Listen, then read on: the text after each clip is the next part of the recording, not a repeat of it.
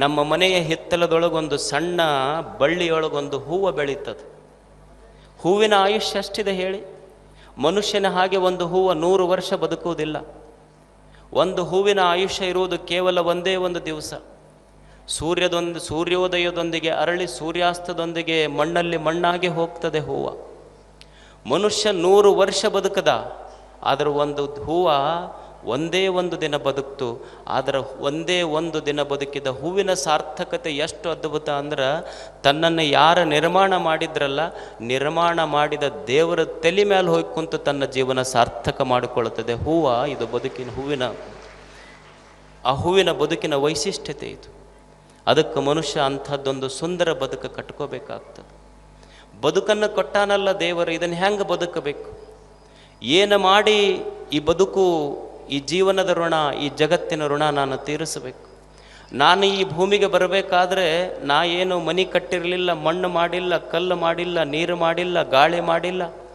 ನಾನು ಬರುವುದಕ್ಕಿಂತ ಮುಂಚೆನೇ ನಿಸರ್ಗ ದೇವತೆ ನಾನು ಹುಟ್ಟಿ ಬೆಳೆದು ವಿಕಾಸ ಆಗಲಿಕ್ಕೆ ಏನೇನು ಬೇಕೋ ಅದೆಲ್ಲ ನಿರ್ಮಾಣ ಮಾಡಿಟ್ಟಿತ್ತಿಲ್ಲ. ನಾ ಏನೂ ಮಾಡಿಲ್ಲ, ಸುಮ್ಮನೆ ನಾ ಅಂತಿರ್ತೀನಿ ಅಷ್ಟ. ಹೊಲ ಮಾಡೀನಿ, ಮನೆ ಮಾಡೀನಿ, ಕಾಂಪ್ಲೆಕ್ಸ್ ಕಟ್ಸೀನಿ. ನಾ ಹೋದ ಮೇಲೆ ಇವು ಮಕ್ಕಳು ಹೆಂಗೆ ಮಾಡ್ತಾವೋ ಏನು ಮಾಡ್ತಾವೆ ಅನ್ನೋದಿಲ್ಲ. ನಾ ಎಲ್ಲ ಮಾಡೀನಿ, ಹೊಲ ಮನೆ ಕಾಂಪ್ಲೆಕ್ಸ್ ಮಾಡೀನಿ. ನಾ ಹೋದ ಮೇಲೆ ಮಕ್ಕಳು ಹೆಂಗೆ ಮಾಡ್ತಾವೋ ಏನು. ಅವು ಮಕ್ಕಳು ಅಂತಿರ್ತಾರೆ, ನೀವು ಹೋಗಿ ಮೊದಲು ನಾವು ಹೆಂಗಿರ್ತೀವಿ ನೋಡಿ, ಆಮೇಲೆ ಮಸ್ತ್ ಮಜಾದಾಗಿರ್ತೀವಿ. ಅದ ಕಾಯಕತ್ತೀವಿ, ನೀವು ಹೋಗೋದ ಕಾಯಕತ್ತೀವಿ ನಾವು. ಏನು ಮಾಡಿದ್ದಾನ ಹೇಳಿ? ಈ ನಿಸರ್ಗಕ್ಕಾಗಿ ತಾನು ಹುಟ್ಟಿ ಬೆಳೆದು ವಿಕಾಸವಾಗುವ ಈ ಜಗತ್ತಿಗಾಗಿ ಮನುಷ್ಯ ಏನು ಕೊಟ್ಟಾನ ಹೇಳಿ? ಒಂದು ಕ್ಷಣ ತನ್ನ ಬದುಕಿನ ಪುಟಗಳನ್ನು ಒಂದು ಸಲ ಸಿಂಹಾವಲೋಕನ ಮಾಡಿದ್ರೆ ನಮಗನಿಸ್ತದೇನು, ನಾ ಏನು, what is my contribution to this nature? ನನ್ನ ಕೊಡುಗೆ ಏನಿದೆ ಹೇಳಿ ಈ ಜಗತ್ತಿಗೆ? ನಾವು ಸುಮ್ಮನೆ ಸಾಮಾನ್ಯವಾಗಿ ವಿಚಾರ ಮಾಡೋಣ. ನಾವು ನೀರು ತಗೊಳ್ತೇವೆ, ಒಂದು ಹೋಟೆಲಿಗೆ ಹೋಗಿ ಒಂದು ಬಿಸ್ಲೆರಿ ಬಾಟ್ಲಿ ತಗೋತೀವಿ. ಒಂದು ಬಿಸ್ಲೆರಿ ಬಾಟ್ಲಿಯ ಬೆಲೆ 50 ರೂಪಾಯಿ. ಲೀಟರ್ ನೀರು ತೊಗೊಂಡ್ರೆ 50 ರೂಪಾಯಿ ಕೊಟ್ಟಿವಿ. ಆದರೆ ಈ ಜಗತ್ತಿಗೆಲ್ಲ ಕೆರೆ ಹಳ್ಳ ಹೊಳೆಗಳನ್ನು ತುಂಬಿಸಿದ ಭಗವಂತನಿಗೆ ನಾವೇನು ಕೊಟ್ಟಿವಿ ಹೇಳಿ? ಒಂದು ಖಾನಾವಳಿಗೆ ಊಟಕ್ಕೆ ಹೋಗ್ತೇವೆ. ಒಂದು ಖಾನಾವಳಿಗೆ ಊಟಕ್ಕೆ ಹೋದರೆ ಒಂದು ಊಟಕ್ಕೆ 50 ರೂಪಾಯಿ ಕೊಟ್ಟು ಬರ್ತೀವಿ, 100 ರೂಪಾಯಿ ಕೊಟ್ಟು ಬರ್ತೀವಿ. ಆದರೆ ಈ ಜಗತ್ತಿನ ಜೀವಿಗಳಿಗೆಲ್ಲ ಕೋಟಿ ವರ್ಷಗಳಿಂದ ಹಸಿವಿಲ್ಲದಂಗೆ ಬದುಕಿಸಿದ ದೇವನಿಗೆ ನಾವೇನು ಕೊಟ್ಟಿವಿ ಹೇಳಿ? ಈ ನಿಸರ್ಗಕ್ಕೆ ನಾವೇನು ಕೊಟ್ಟಿವಿ ಹೇಳಿ? ಒಂದು ತಿಂಗಳಾತು ಅಂದರೆ KPTCLನವ್ರು ಬಂದು ನಮ್ಮ ಕರೆಂಟ್ ಬಿಲ್ ತೊಗೊಳ್ತಾರೆ. ಎಷ್ಟಾತು ಒಂದು ತಿಂಗಳಿಗೆ ಬಿಲ್ ಕಟ್ಟಿ ಹೋಗು ಅಂತ ತಿಳ್ಕೊಂಡು. ವರ್ಷಗಳಿಂದ ಸೂರ್ಯ ಚಂದ್ರರಂಥ ಆರದ ದೀಪಗಳನ್ನು ಹಚ್ಚಿಟ್ಟ ದೇವರಿಗೆ ನಾವೇನು ಕೊಟ್ಟಿವಿ ಹೇಳಿ? ಬಿಲ್ ಕೇಳ್ಯಾನೇನು ದೇವರು? ನಾವು ದೇವರಿಗೆ ಬಿಲ್ ಕೊಡಬೇಕಾಗಿಲ್ಲ, ನಮ್ಮ ಸುಂದರವಾದ ದಿಲ್ ಕೊಟ್ಟರೆ ಸಾಕು, ಖುಷಿ ಆಗ್ತಾನಾತ ಅಷ್ಟೇ ದೇವರು. ಏನು ಕೊಟ್ಟಿವಿ ಹೇಳಿ ದೇವರಿಗೆ? ಈ ನಿಸರ್ಗಕ್ಕೆ ಮನುಷ್ಯ ಏನು ಕೊಟ್ಟಿದ್ದಾನೆ? ನಾವು ನಮ್ಮ ಸೈಕಲ್ ಇರ್ತದೆ, ಸೈಕಲ್ ಟ್ಯೂಬ್ ಪಂಚರ್ ಆತು ಅಂದ್ರೆ ಅದಕ್ಕೆ ಪಂಚರ್ ತಿದ್ದಿ ಹವಾ ಹಾಕೋನಿಗೆ 5 ರೂಪಾಯಿ ಕೊಟ್ಟು ಬರ್ತೀವೋ ಇಲ್ಲ ಹೇಳಿ? ಒಂದು ಸಾಮಾನ್ಯವಾದ ಸೈಕಲ್ ಟ್ಯೂಬ್ ಪಂಚರ್ ಆದರೆ ಅದನ್ನು ಪಂಚರ್ ತಿದ್ದಿ ಹವಾ ಹಾಕುವವನಿಗೆ 5 ರೂಪಾಯಿ ಕೊಟ್ಟು ಬರ್ತೀವಿ. ಈ ದೇಹ ಅನ್ನುವಂಥ ತೊಗಲಿನ ಒಂದು ಟ್ಯೂಬ್ನೊಳಗೆ ಹವಾ ತುಂಬಿ ಇದನ್ನು ಒಟ್ಟು ಪಂಚರ್ ಆಲಾರ್ದಂಗೆ ನೋಡಿಕೊಂಡನ ಅವನಿಗೆ ನಾವೇನು ಕೊಟ್ಟಿವಿ ಹೇಳಿ? ಒಂದು ಕ್ಷಣ ವಿಚಾರ ಮಾಡಬೇಕಲ್ಲ ಮನುಷ್ಯ, ಏನು ಜಗತ್ತಿಗೆ ಕೊಟ್ಟಿರುವುದು? ಅದಕ್ಕಾಗಿ ಮನುಷ್ಯ ಪುಣ್ಯ ಕಾರ್ಯಗಳನ್ನು ಮಾಡಬೇಕು. ಈ ಜಗತ್ತಿನಲ್ಲಿ ಹೇಗೆ ಬದುಕಬೇಕು ಅಂದರೆ, ಎಷ್ಟು ಜನ ಬದುಕಿ ಹೋಗಿಲ್ಲೇನು? ರಾಷ್ಟ್ರಕ್ಕಾಗಿ, ನಾಡಿಗಾಗಿ, ನುಡಿಗಾಗಿ ಬದುಕಿಲ್ಲೇನು? ಅವರೆಲ್ಲ ಎಷ್ಟು ಅದ್ಭುತವಾಗಿ ತಮ್ಮ ಜೀವನವನ್ನು ಕಟ್ಟಿಕೊಂಡ್ರು, ಎಷ್ಟು ಸುಂದರವಾದ ಜೀವನವನ್ನು ಕಟ್ಟಿದ್ರು. ಜಗತ್ತು ಅವರಿಗೆ ನೆನಪಿಡುವಂಥ ಕೆಲಸಗಳನ್ನು ಮಾಡಿ ಹೋಗಲಿಲ್ಲೇನು? ಸುಮ್ಮನೆ ಸಾಮಾನ್ಯ ಒಬ್ಬ ಭಗತ್ ಸಿಂಗನ ಉದಾಹರಣೆ ತಗೊಳ್ಳಿ ನೀವು. ಈ ರಾಷ್ಟ್ರ ಎಂದು ಭಗತ್ ಸಿಂಗನಂಥ ರಾಷ್ಟ್ರಪ್ರೇಮಿಯನ್ನು ಮರಿಲಿಕ್ಕೆ ಸಾಧ್ಯ ಐತೇನೆ ಹೇಳಿ? ಭಗತ್ ಸಿಂಗನಿಗೆ ಅವನಿಗೆ ಯಾವಾಗ ಗಲ್ಲು ಶಿಕ್ಷೆ ಆಯಿತು, he was just 22-23 years old. ಸುಮ್ಮನೆ 22-23 ವರ್ಷದ ಭಗತ್ ಸಿಂಗ್. ಅವನಿಗೆ ಗಲ್ಲಿಗೇರಿಸಲಿಕ್ಕೆ ತಗೊಂಡು ಹೊಂಟಿದ್ರು. ಗಲ್ಲಿಗೇರಿಸಲಿಕ್ಕೆ ತಗೊಂಡು ಹೋಗುವಾಗ ಅವ ನಕ್ಕೊಂತ ಹೊರಟಿದ್ದ. ಅವ ಜೈಲಿನ ಬ್ರಿಟಿಷ್ ಅಧಿಕಾರಿ ಕೇಳ್ತಾನೆ, ನಾವು ನಿನಗೆ ಗಲ್ಲಿಗೇರಿಸ್ಲಿಕ್ಕೆ ತಗೊಂಡು ಹೊಂಟೀವಿ, ನೀವು ನಗಕತ್ತೀಯಲ್ಲ. ಅವಾಗ ಭಗತ್ ಸಿಂಗ್ ಅಂತಾನೆ, you are fortunate to be here. ನೀನು ಭಾಳ ಪುಣ್ಯ ಮಾಡಿ ನೀ ಇಲ್ಲಿ ಇರಬೇಕಂದ್ರೆ, ಯಾಕಂದರೆ ಭಾರತದ ರಾಷ್ಟ್ರ ಪ್ರೇಮಿಗಳು ಎಷ್ಟು ಉತ್ಸಾಹದಿಂದ ಸಾವನ್ನು ಅಪ್ಪಿಕೊಳ್ಳಿಕ್ಕೆ ಹೋಗ್ತಾರ ಅನ್ನುವ ನೋಡುವ ದೃಶ್ಯ ನಿನ್ನ ಕಣ್ಣಿಗೆ ಸಿಗ್ತದಲ್ಲ. ವಿದ್ಯಾವತಿ ಭಗತ್ ಸಿಂಗನ ತಾಯಿ ಬರ್ತಾಳೆ. ಯಾವ ಸಂದರ್ಭದಲ್ಲಿ ಅಂದರೆ, ಯಾವ ಸಂದರ್ಭದಲ್ಲಿ ಭಗತ್ ಸಿಂಗ್ ಗಲ್ಲಿಗೇರ್ಲಿಕ್ಕೆ ಹೊಂಟಿದ್ದ, ಅವಾಗ ಭಗತ್ ಸಿಂಗನ ತಾಯಿ ಬರ್ತಾಳೆ. ಮಗ ನೇಣುಗಂಬಕ್ಕೇರ್ಲಿಕ್ಕೆ ಹೊಂಟಾಗ ತಾಯಿಯ ಹೃದಯ ಹಾಗಾಗಿರಬಾರದು. ತಾಯಿ ಕಣ್ಣೀರು ಹಾಕ್ಲಿಕ್ಕೆ ಶುರು ಮಾಡುತ್ತಾಳೆ. ಭಗತ್ ಸಿಂಗ್ ಅಂತಾನ, ತಾಯಿ ಅಳುವುದನ್ನು ನೋಡಿ ಭಗತ್ ಸಿಂಗ್ ಅಂತಾನ, ಜಗತ್ತಿನೊಳಗೆ ಯಾವ ಮಕ್ಕಳ ತಾಯಿ ಆದರೂ ಹತ್ರ ಅಳಲಿ, ನನಗೆ ಏನೂ ಅನ್ನಿಸೋದಿಲ್ಲ. ಭಗತ್ ಸಿಂಗನ ತಾಯಿ ಕಣ್ಣಾಗ ನೀರು ಬರಬೇಕಾ? ಈ ಜಗತ್ತಿನೊಳಗೆ ಯಾವ ತಾಯಿ ಆದರೂ ಅಳ್ಳಿ ಪ್ರಶ್ನೆ ಇಲ್ಲ, ಆದರೆ ಭಗತ್ ಸಿಂಗನ ತಾಯಿ ಕಣ್ಣಾಗ ನೀರು ಬರುವುದಾ? ಅವಾಗ ತಾಯಿ ವಿದ್ಯಾವತಿ ಅಂತಾಳೆ, ಮಗ ಭಗತ್ತ, ಇದು ದುಃಖದ ಕಣ್ಣೀರಲ್ಲಪ್ಪ, ಇದು ದುಃಖದ ಕಣ್ಣೀರಲ್ಲೋ, ಇದು ಸಂತೋಷದ ಕಣ್ಣೀರು. ನನ್ನ ಗರ್ಭದ ಮೇಲೆ ನನಗೆ ಸಿಟ್ಟಾಗಿ ಬಂದ ನೋವಿನ ಕಣ್ಣೀರಿದು. ಯಾಕಂದ್ರೆ ನನಗೆ ಯಾಕೆ ದುಃಖ ಆಗೈತಿ, ಕಣ್ಣಾಗ ಯಾಕೆ ನೀರು ಬಂದೈತಿ ಅಂದ್ರೆ, ಈ ಗರ್ಭಕ್ಕೆ, ವಿದ್ಯಾವತಿಯ ಗರ್ಭಕ್ಕೆ ಭಗತ್ ಸಿಂಗನಂಥ ಒಬ್ಬನೇ ಮಗನನ್ನು ಹೆರಿಗೆ ಮಾಡುವಂಥ, ಗರ್ಭಧರಿಸುವಂಥ ಶಕ್ತಿ ಬಂತೆ ಹೊರತು ಅಕಸ್ಮಾತ್ 10 ಮಂದಿ ಮಕ್ಕಳು ಭಗತ್ ಸಿಂಗನಂಥವ್ರು ಹುಟ್ಟಿದ್ರೆ 10 ಮಂದಿಗೂ ದೇಶ ಸೇವಾ ಸಲುವಾಗಿ ಕಳಿಸ್ತಿದ್ದೆ ನಾನು ಅಂತಾಳೆ ವಿದ್ಯಾವತಿ. ಅವಾಗ ಭಗತ್ ಸಿಂಗ್ ಅಂತಾನೆ, ಈ ದೇಶದ ಯಾವ್ಯಾವ ಮನೆಗಳಲ್ಲಿ ವಿದ್ಯಾವತಿ ಅಂತ ತಾಯಿ ಇರ್ತಾಳ, ಅಂಥ ಮನೆಗಳಲ್ಲೆಲ್ಲ ಭಗತ್ ಸಿಂಗನಂಥ ಮಕ್ಕಳೇ ಹುಟ್ಟುತ್ತಾರ. ಇದು ರಾಷ್ಟ್ರ ಪ್ರೇಮ ಅಲ್ಲೇ? ಎಲ್ಲವನ್ನು ತ್ಯಾಗ ಮಾಡಿ ಈ ದೇಶಕ್ಕಾಗಿ ಅವರು ಋಣ ತೀರಿಸಲಿಲ್ಲೇನು? ಹಾಗೆ ಮನುಷ್ಯ ದೇಶಕ್ಕಾಗಿ, ಧರ್ಮಕ್ಕಾಗಿ, ಸಮಾಜಕ್ಕಾಗಿ ಒಂದಿಷ್ಟು ಕೊಡುಗೆ ಕೊಟ್ಟು ಹೋಗಬೇಕಾಗ್ತದೆ. ಈ ಜಗತ್ತಿಗೆ ಬಂದ ಮೇಲೆ ಯಾವುದು ನನ್ನದನ್ನುವುದಿದೆ ಹೇಳಿ? ಯಾವುದು ನನ್ನದನ್ನುವುದಿಲ್ಲ. ಎಲ್ಲವೂ ಅವ ಕೊಟ್ಟ ಪ್ರಸಾದ, ದೇವನು ಕೊಟ್ಟ ಪ್ರಸಾದ ಈ ಬದುಕು. ಯಾವಾಗ ನನ್ನಲ್ಲಿ ನಂದು ಅಂತ ಬಂತು, ವಸ್ತು ವಿಷಯಗಳ ಮೇಲೆ ವ್ಯಾಮೋಹ ಬಂತು, ಅದು ಪದಾರ್ಥ ಆಗ್ತದೆ. ಯಾವಾಗ ಇದು ದೇವನು ಕೊಟ್ಟ ಪ್ರಸಾದ ಈ ಬದುಕು ಅಂತ ಅನ್ನಿಸ್ತದೆ, ಆವಾಗ ಬದುಕೇ ಪ್ರಸಾದಿಕ ಆಗ್ತದೆ. ನಿಮಗೊಂದು ಸಣ್ಣ ಉದಾಹರಣೆ ಹೇಳ್ತೇನೆ ನಾನು. ಈಗ ನಾವು ಗುಡಿಗೆ ಹಣ್ಣು ತಗೊಂಡು ಹೋಗ್ತೀವಿ. ಗುಡಿಗೆ ಹಣ್ಣು ತಗೊಂಡು ಮನ್ಯಾಗ ಹೋಗುವಾಗ ಏನಂತೀವಿ? ಬಾಳೆಹಣ್ಣು ಕೊಡ್ರಂತೀವಿ. ಬಾಳೆಹಣ್ಣು ತಗೊಂಡು ಗುಡಿಗೆ ಹೋಗ್ತೀವಿ. ಗುಡಿಗೆ ಹೋದ ಮೇಲೆ ದೇವರಿಗೆ ಮುಟ್ಟಿಸಿ ಹೊರಗೆ ಬರುವಾಗ ಇದ್ದವರಿಗೆಲ್ಲ ಹಂಚ್ತೀವಿ. ಏನಂತೀವಿ? ಬಾಳೆಹಣ್ಣು ತಗೊಳ್ರಂತೀವೇನು? ಇಲ್ಲ, ಏನಂತೀವಿ? ಪ್ರಸಾದ ತಗೊಳ್ರಂತೀವಿ. ಅಲ್ಲ, ಮನೆಯಿಂದ ಬರುವಾಗ ಹಣ್ಣಿತ್ತು, ಗುಡಿಯಿಂದ ಹೊರಗೆ ಬರುವಾಗ ಪ್ರಸಾದ ಆತಲ್ಲ, ಬದಲಾಗಿದ್ದೇನಲ್ಲಿ? ಹಣ್ಣೇನಾರ ಬದಲಾಗಿದೆ ಏನು? ಹಣ್ಣು ಬದಲಾಗಿಲ್ಲ, ಇರುವ ಹಣ್ಣದೇ. ಅದರ ಬದಲಾಗಿದ್ದು ಹಣ್ಣು ಬದಲಾಗಿಲ್ಲ. ಹಣ್ಣನ್ನು ನೋಡುವ ಕಣ್ಣು ಬದಲಾಗಿತ್ತಲ್ಲ, ಅದಕ್ಕೆ ಪ್ರಸಾದ ಆಗಿತ್ತದು. ಹಾಗೆ ಬದುಕನ್ನು ನೋಡುವ ಕಣ್ಣು ಬದಲಾಗಬೇಕಾಗ್ತದೆ. ಇಲ್ಲಿ ಯಾವುದು ನಂದಿರೋದಿಲ್ಲ. ಸುಮ್ಮನೆ ಎಷ್ಟು ಮಜಾ ಇರ್ತದೆ ನೋಡಿ. ನೀವು ಸುಮ್ಮನೆ ದೇವ್ರ ಕೂಲ್ಯಾಗ ಹೋದ್ರಿ, ಕೈ ಮುಗಿದು ದೇವ್ರಿಗೆ ಅನ್ಬೇಕಿದೆಲ್ಲ ನಿಂದಪ್ಪ ಅಂತ, ಅವನಿಗೆ ದೇವರಿಗೆ ಸಂತೋಷ ಆಗ್ತದೆ. ಮನ್ಯಾಗ ಬಂದ್ರಿ, ಮನ್ಯಾಗ ಹೆಣ್ಮಕ್ಳಿಗೆ ಅನ್ಬೇಕು, ನಮ್ಮದೇನೂ ಇಲ್ಲರಿ, ಎಲ್ಲ ಅವ್ರದ ಅನ್ಬೇಕು, ಅವ್ರಿಗೆ ಸಂತೋಷ ಆಗ್ತೈತಿ. ನೀವು ಅನ್ನೋದಿಲ್ಲ ಒಮ್ಮೆ, ಮತ್ತು ಇರೋದು ಅವ್ರದ ಇರ್ತೈತಿ, ನಿಮ್ಮದೇನೂ ನಡೀದೂ ಇಲ್ಲ, ಎಲ್ಲ ಅವ್ರದ್ದು ಅನ್ಬೇಕು, ಅವ್ರಿಗೆ ಸಂತೋಷ ಆಗ್ತೈತಿ.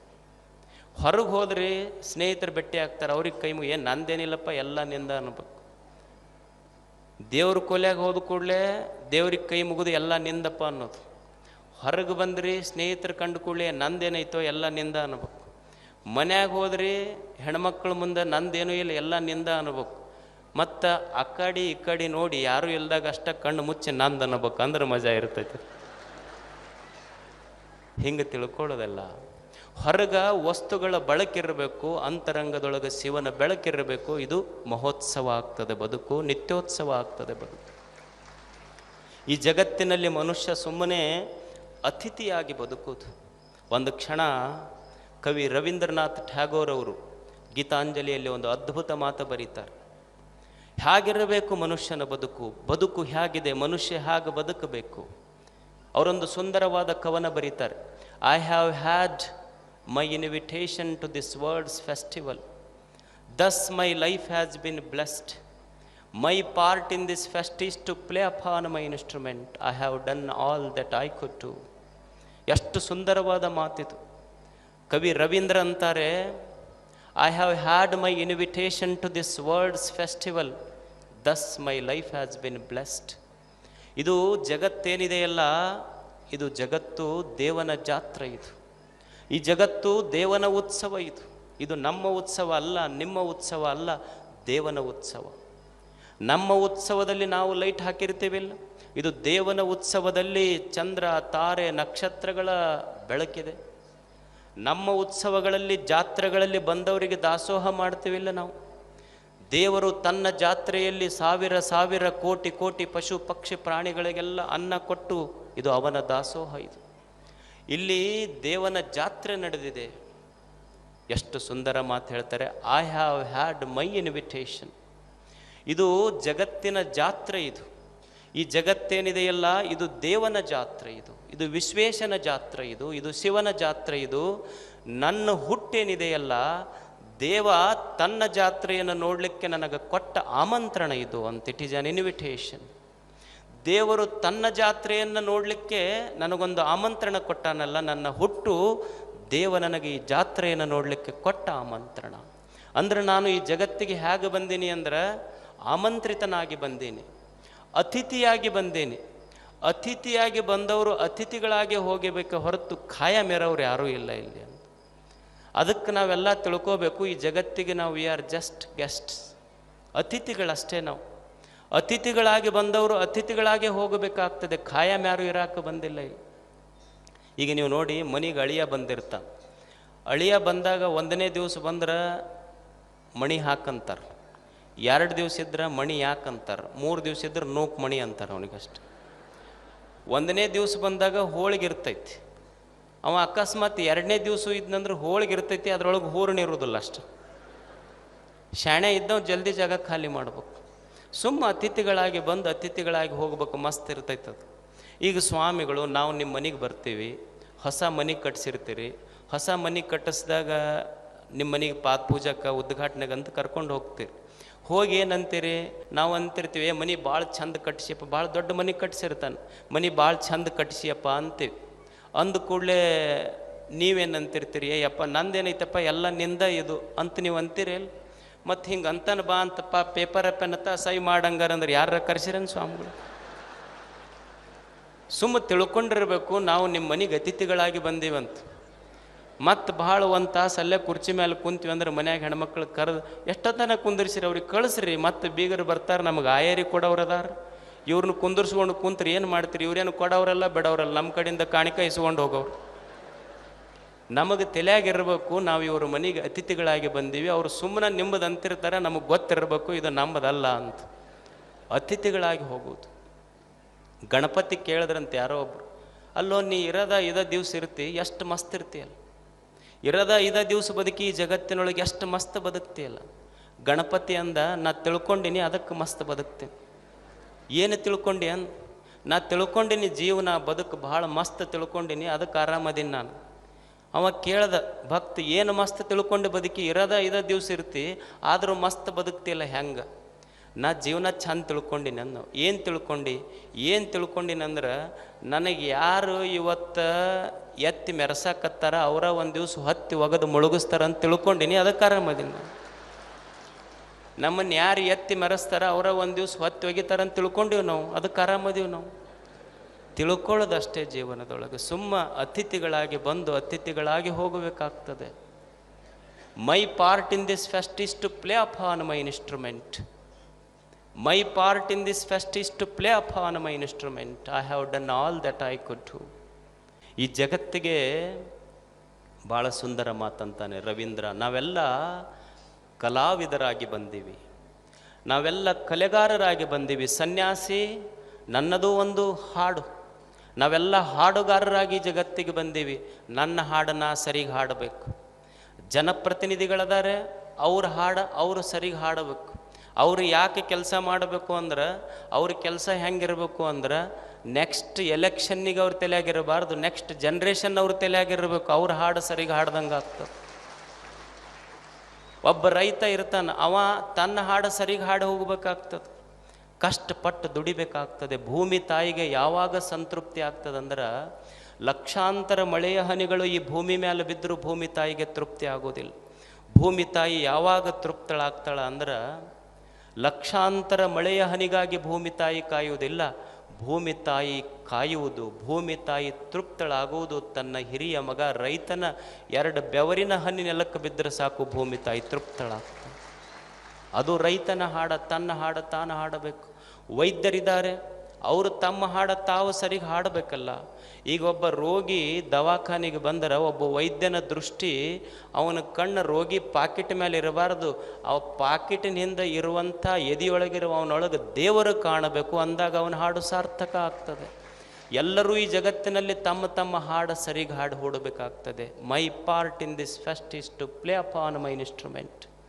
ನನ್ನ ಹಾಡನ್ನ ಸರಿಗೆ ಹಾಡಬೇಕು, ನಿಮ್ಮ ಹಾಡು ನೀವು ಸರಿಗೆ ಹಾಡಬೇಕು. ಈಗ ಜಾತ್ರೆಗೆ ಕರೆಸಿರ್ತಾರಲ್ಲ ನಿಮಗೆ ನೋಡ್ರಿ, ಯಾರಿಗಾದರೂ ಕಲಾವಿದರಿಗೆ ಜಾತ್ರೆಗೆ ಕರೆಸಿದ್ರೆ ಯಾರು ಚಲೋ ಹಾಡ್ತಾರ ಅವ್ರಿಗೆ ಮುಂದಿನ ಜಾತ್ರೆಗೆ ಆಮಂತ್ರಣ ಕೊಡ್ತಾರೆ. ಮತ್ತು ಹಾಡು ಕೆಟ್ಟು ಅಂದ್ರೆ ಸಾಕು ಬಿಡ್ರಿ, ಅದು ಚಲೋ ಹಾಡಿಲ್ಲ, ಮುಂದಿನ ಜಾತ್ರೆಗೆ ಕರೆಸಬೇಡ್ರಿ ಅಂತಾರೆ. ಹಂಗೆ ನಮ್ಮ ಹಾಡು ನಾವು ಸರಿಗೆ ಹಾಡಿದ್ವಿ, ಮುಂದಿನ ಜಾತ್ರೆಗೆ ದೇವರ ಆಮಂತ್ರಣ ಕೊಡ್ತಾನ. ಹಾಡುವಾಗ ನಮ್ಮ ಹಾಡು ಕೆಟ್ಟು ಅಂದ್ರೆ ನಾವು ತಿಳ್ಕೋಬೇಕು, ಇದೇ ನಮ್ಮ ಕೊನೆ ಜಾತ್ರೆ, ಮುಂದಿನ ಜಾತ್ರೆಗೆ ಆಮಂತ್ರಣ ಇರೋದಿಲ್ಲ ನಮಗೆ. It is his invitation, it is divine invitation. ಅವ ಕೊಟ್ಟ ಆಮಂತ್ರಣ ಇದು. ಅದಕ್ಕಾಗಿ ಬದುಕನ್ನು ಅಷ್ಟು ಸುಂದರವಾಗಿ ಕಟ್ಟಿಕೋಬೇಕಾಗ್ತದೆ ಮನುಷ್ಯ. ಅದು ಬಿಡ್ತಾನ ಅವನಿಗೆ ಅನಿಸ್ತಿರ್ತೈತಿ ಬದುಕಿನ ಬಗ್ಗೆ. ಅವನಿಗೆ ಏನು ಗೊತ್ತೈತೆ ಅಂದ್ರೆ, ಏನು ಬೇಡ್ರಿ ಭಯಂಕರ ಮನೆ ಕಾಡ್ತೈತ್ರಿ.